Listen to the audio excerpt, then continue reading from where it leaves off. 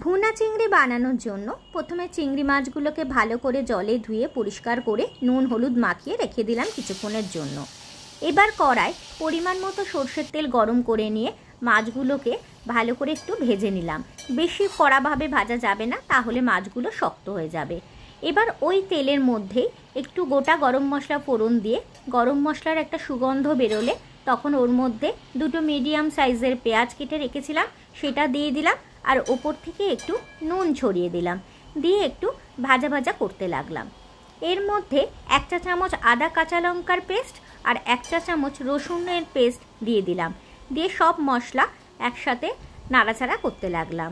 সব মশলা একটু ভালো করে নাড়াচাড়া করা হয়ে গেলে আদার একটু গন্ধ চলে গেলে এর মধ্যে কিছু গুঁড়ো মশলা অ্যাড করব।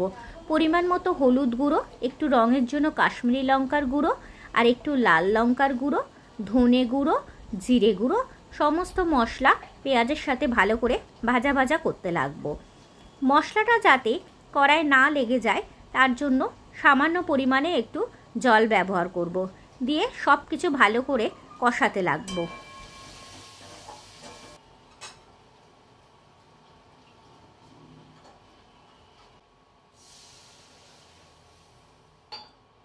ভালো করে মশলা কষানো হয়ে গেলে এর মধ্যে দুটো চেরা কাঁচা লঙ্কা দিয়ে দিলাম, দিয়ে আবারও সব কিছু নাড়াচাড়া করতে লাগলাম।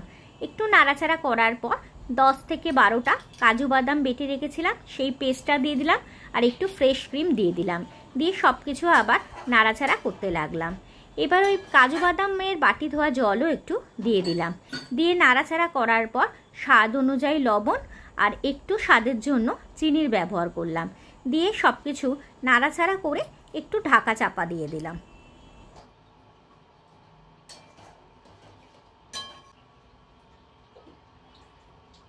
সামান্য কিছুক্ষণ পর ঢাকনাটা তুলে একটু সব কিছু আবার নাড়াচাড়া করে দেখব। সামান্য পরিমাণে তেল বেরিয়েছে, আবার মশলাটা ভালো করে কষিয়ে নিয়ে আবারও ঢাকা চাপা দিয়ে দেব।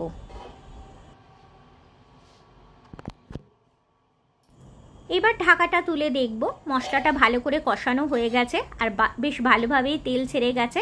তখন ওই ভেজে রাখা মাছগুলো ওর মধ্যে দিয়ে দিতে হবে, দিয়ে একটু নাড়াচাড়া করে দিলাম।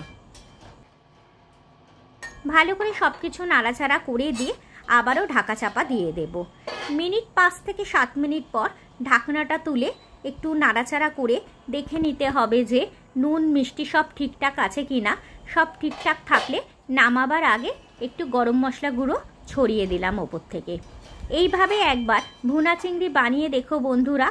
রেসিপিটা যদি ভালো লাগে তাহলে প্লিজ একটা লাইক, কমেন্ট, শেয়ার আর সাবস্ক্রাইব করে দিও, আর একবার কিন্তু ট্রাই করতে ভুলো না।